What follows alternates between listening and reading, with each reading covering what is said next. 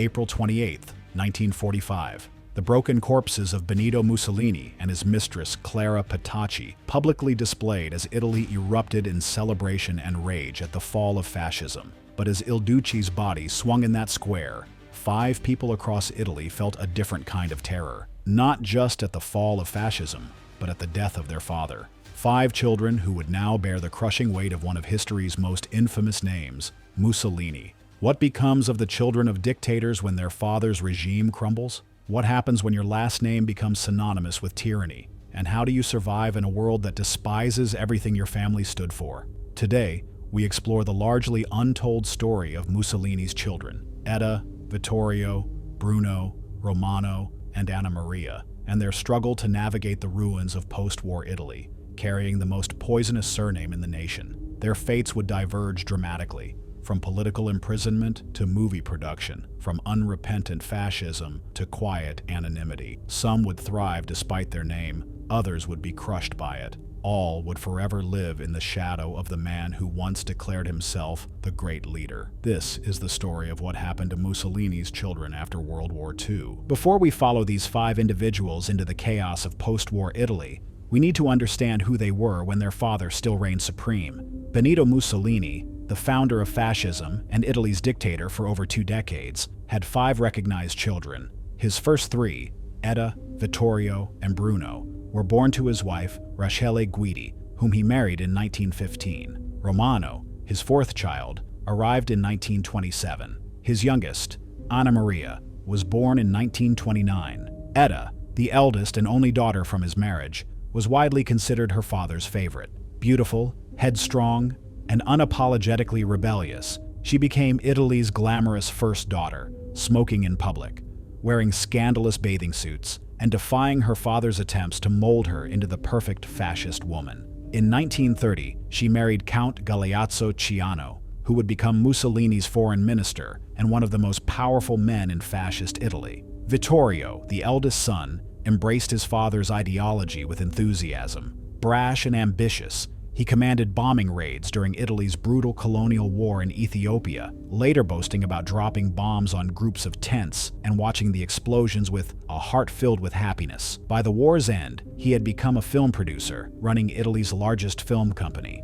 Bruno, the middle son, was more reserved than his older brother. A pilot like Vittorio, he tested experimental aircraft and set aviation records that made him a minor celebrity in fascist Italy. Less politically involved than his siblings, he nonetheless benefited from his father's position. Romano, the youngest son, was just a teenager when the war began, too young to take an active role in the regime. Musically gifted, he studied the piano while Italy descended into the abyss of World War. Anna Maria, the baby of the family, was only 15 when her father's regime collapsed. She had known nothing but fascism her entire life. For 20 years, the Mussolini children lived lives of extraordinary privilege. They inhabited palatial villas, attended the finest schools, and enjoyed influence that extended to every corner of Italian society. Their father's word was law, and they were treated as royalty. But history was about to teach them a brutal lesson about the impermanence of power. By early 1943,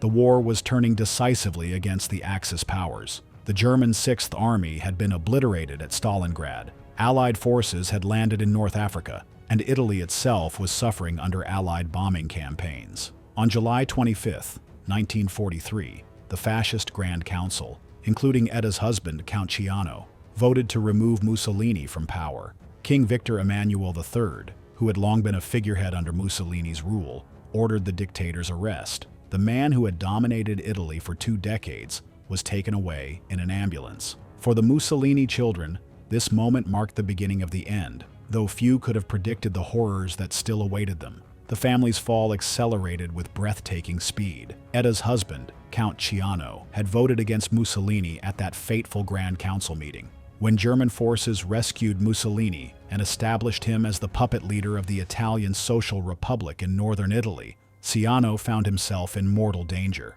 Etta begged her father to spare her husband. Mussolini, either unable or unwilling to defy his German masters, refused. In January 1944, Ciano was executed by firing squad at Verona for his betrayal of fascism. Etta, devastated and desperate, made a fateful decision. Before her husband's execution, he had kept diaries detailing diplomatic secrets of the Axis powers. Edda took these diaries and fled to Switzerland, where she tried to use them as leverage to save her husband's life. She failed. The diaries, however, would later be published and become crucial historical documents of the inner workings of fascist Italy. While Edda sought refuge in Switzerland, her brothers faced their own reckonings. Vittorio, the most politically active of Mussolini's sons, fled to Germany as Allied forces pushed northward through Italy. Bruno remained in Italy, attempting to maintain a low profile as his father's puppet regime crumbled. Romano and Anna Maria, still teenagers,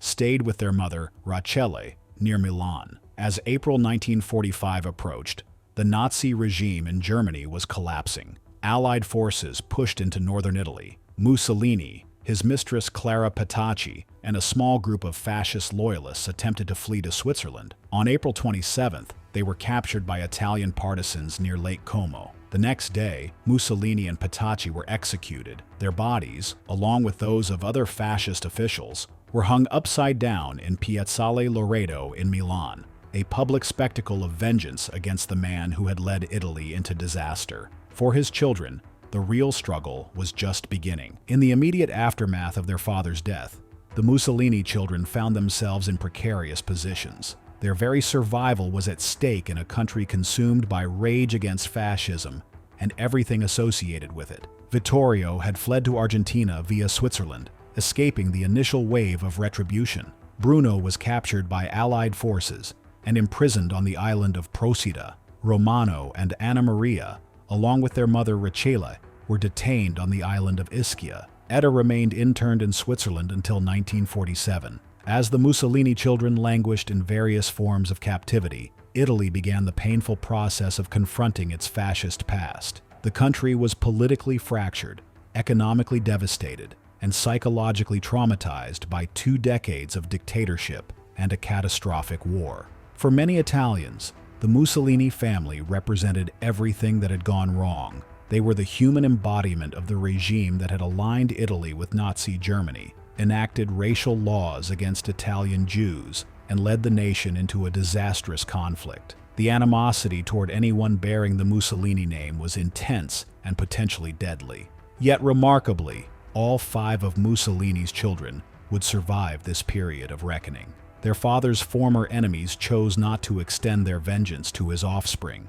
While many former fascist officials faced execution or lengthy prison sentences, the Mussolini children were gradually released from detention. This act of restraint would allow each of them to forge a path forward in post-war Italy, though the weight of their surname would influence their every step. Of all Mussolini's children, Edda had the most dramatic wartime story, and faced perhaps the most complex post-war situation. After her internment in Switzerland ended in 1947, she returned to Italy to face charges of collaboration with the fascist regime. Edda's case was complicated. On one hand, she was Mussolini's daughter and had been married to his foreign minister. On the other hand, her husband had voted against Mussolini in 1943 and had been executed for it. Her flight to Switzerland with his diaries could be seen as an act of defiance against her father's regime. The court sentenced her to 2 years of exile on the island of Lipari. After serving this sentence, Edda returned to Rome, where she would spend most of the rest of her life. Unlike some of her brothers, she never publicly renounced fascism, maintaining that while mistakes were made, her father had acted out of love for Italy. In private conversations later in life, she expressed both nostalgia for the fascist period and a clear-eyed recognition of its catastrophic end. When asked about her father, she reportedly said that Mussolini became drunk on power and lost touch with reality in his later years. Edda never remarried after Ciano's execution. She lived modestly in Rome, occasionally giving interviews, but largely avoiding the public eye. Her relationship with her siblings was strained, particularly with Vittorio, whom she blamed for not doing more to save her husband. In her later years, she began writing her memoirs. The resulting book, My Truth, was published in 1975. In it, she offered insights into life as Mussolini's daughter, while defending aspects of her father's regime. She died in 1995 at the age of 84, having outlived all her siblings. While Edda retreated into a life of relative quiet, Her brother Vittorio took a very different approach to his infamous legacy. After fleeing to Argentina, where Juan Perón's government welcomed many former fascists, Vittorio established himself as a businessman and writer. Unlike his sister, he made no attempt to distance himself from fascism. Instead, he dedicated himself to defending his father's memory and ideology. In 1946, he published Air War in Ethiopia, unapologetically recounting his participation in Italy's colonial conquest. This was followed by several more books, including a memoir titled My Father Il Duce. Vittorio became a prominent figure in neo-fascist circles both in Argentina and Italy. When he eventually returned to his homeland in the 1960s, he openly associated with the Italian social movement MSI, a party founded by former members of Mussolini's regime. His defiance was not limited to politics. When approached about selling the rights to his father's writings, he reportedly demanded that any publication include a statement that Mussolini was the greatest statesman of the century. Few publishers were willing to meet this condition.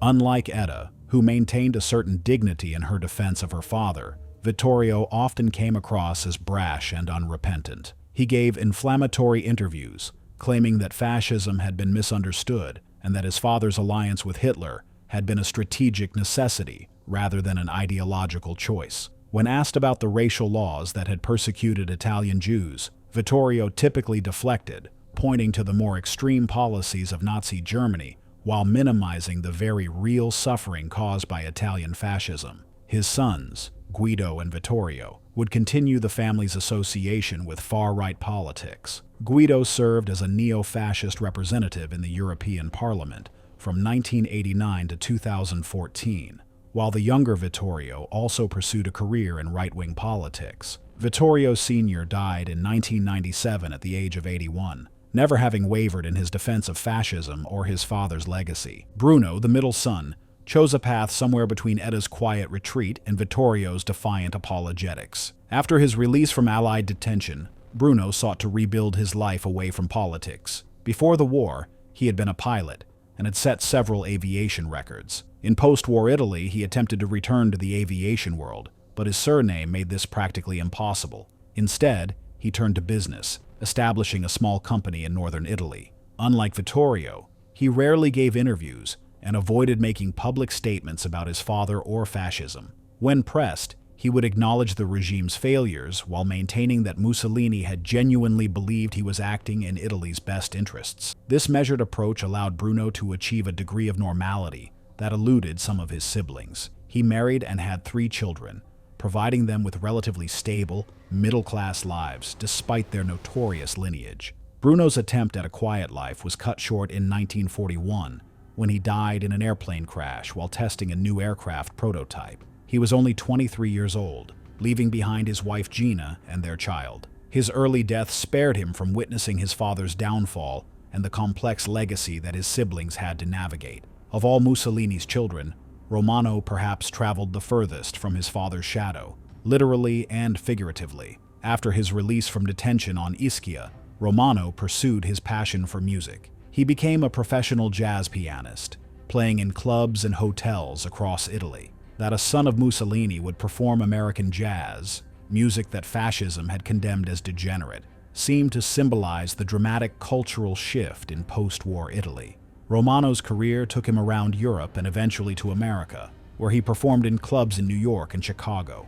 In interviews, he distanced himself from politics entirely, emphasizing that he had been too young to be involved in his father's regime and had never shared its ideological beliefs. Unlike Vittorio and Etta, Romano rarely spoke publicly about his father. When he did, he emphasized his personal memories rather than political legacies. He would recall Mussolini as a family man who loved music and could be warm and affectionate with his children, memories that contrasted sharply with the dictator's public image. In 1962, Romano married Sofia Loren's sister, Maria Ciccolone. Their daughter, Alessandra Mussolini, would later enter politics as a member of various right-wing parties before moderating her positions. She served in the Italian and European parliaments, creating yet another chapter in the Mussolini political legacy. Romano himself remained apolitical throughout his life. He continued performing jazz into old age, seemingly finding in music a freedom that transcended his complicated inheritance. He died in 2006 at the age of 78, having carved out an identity distinct from, if never entirely separate from, his father's notorious legacy. Anna Maria, Mussolini's youngest child, chose perhaps the most radical response to her father's legacy: near complete anonymity. After her release from detention, she married in 1949 and took her husband's surname, Negri. She retreated entirely from public life, declining interviews and refusing to participate in any discussions about her father or fascism. This self-imposed obscurity was so complete that many Italians were unaware of her existence. She lived quietly in Rome, raising her family and working occasionally as a hospital nurse. Unlike her siblings, she made no attempt to capitalize on or contest her father's legacy. Anna Maria's silence was so profound that when she finally broke it, publishing a book titled My Father Il Duce in 2004, it caused a minor sensation in Italy. The book presented a daughter's loving memories rather than a political assessment, focusing on family life at Villa Torlonia and Mussolini's role as a father rather than as a dictator. Some critics dismissed the book as an attempt to humanize a monster. Others saw it as a daughter's right to share her personal memories, regardless of her father's historical crimes. Anna Maria herself insisted that she was simply telling her truth, not attempting to rehabilitate fascism. She died in 2014 at the age of 84, having spent most of her life trying to escape a name and legacy that continuously threatened to consume her identity. The divergent paths chosen by Mussolini's children reflect the complexity of memory and responsibility in post-war Italy. Each faced the same fundamental question: how does one live with such a legacy? Etta chose qualified defense. Vittorio opted for unrepentant apologetics. Bruno sought normality through quiet distance. Romano found escape through art, and Anna Maria pursued anonymity. Their struggles mirrored Italy's own difficult reckoning with fascism. Like many Italians who had supported or benefited from Mussolini's regime, they had to navigate a post-war world where the political and moral compass had been dramatically reset. The Mussolini name, once synonymous with absolute power in Italy, became a burden that each child carried differently. That burden extended to the next generation as well. Mussolini's grandchildren have had to make their own choices about how to relate to their infamous heritage. Some, like Alessandra Mussolini, Romano's daughter, initially embraced right-wing politics before moderating their positions. Others, like Caio Giulio Cesare Mussolini, Vittorio's grandson, have continued to associate themselves with far-right movements. Many have changed their names or live in deliberate obscurity. The story of Mussolini's children raises profound questions about historical memory, personal responsibility, and the long shadows cast by dictatorships. Can the children of dictators ever truly escape their parents' legacy? Should they be held accountable for crimes they did not commit? Is it possible to love a father while condemning his actions as a dictator? These questions have no easy answers. The Mussolini children were both privileged beneficiaries of a brutal regime and, ultimately, its victims. They enjoyed extraordinary advantages during fascism's reign, but also suffered extraordinary consequences for carrying a name they did not choose. Perhaps the most striking aspect of this story is how the Mussolini children's fates diverged so dramatically from those of other dictators' offspring. Unlike the children of Hitler, who either died during the war or never existed at all, the Mussolini children survived to face the aftermath. Unlike the children of Stalin, who suffered under their father's regime and struggled with his legacy in very different ways, the Mussolini children had been privileged members of Italian society until their father's fall. Their story is uniquely Italian, reflective of a country that never fully confronted its fascist past, the way Germany was forced to reckon with Nazism. This ambivalence allowed the Mussolini children to remain in Italy and, to varying degrees, rehabilitate themselves in Italian society. Today, the Mussolini name remains contentious in Italy. Streets named after Vittorio Emanuele III, the king who appointed Mussolini, still exist throughout the country. Mussolini calendars and memorabilia can be purchased as souvenirs in some Italian towns. The dictator's mausoleum in his hometown of Predappio attracts thousands of visitors annually, some coming to condemn, others to commemorate. This ambivalence speaks to Italy's complicated relationship with its fascist past, a relationship that the Mussolini children both navigated and, in some cases, exploited. As the generation that personally remembered fascism has died off, The responsibility for making sense of this history has passed to those who know it only through books, films, and family stories. The Mussolini children's various responses to their father's legacy, from embrace to rejection, from publicity to anonymity, offer a microcosm of Italy's broader struggle with historical memory. In the end, the story of what happened to Mussolini's children after World War II is not just about 5 individuals trying to survive in a hostile post-war environment. It's about the persistent question of how societies and families confront difficult histories, how we live with legacies we inherit but did not create. The Mussolini children could not choose their father, but they could choose how to respond to his legacy. Their choices, for better and worse, shaped not only their own lives, but contributed to how Italy and the world would remember one of history's most notorious dictators. Their story reminds us that history is not just about grand political movements and ideologies. It's also about human beings making difficult choices in the aftermath of catastrophe. Choices that continue to reverberate long after the guns have fallen silent. As we observe the rise of authoritarian movements around the world today, the story of Mussolini's children offers a sobering reminder of the long shadows cast by dictatorship, shadows that extend well beyond the dictator's own lifetime, affecting generations to come. If you enjoyed this video, please like and subscribe to our channel so you never miss out on more history documentaries.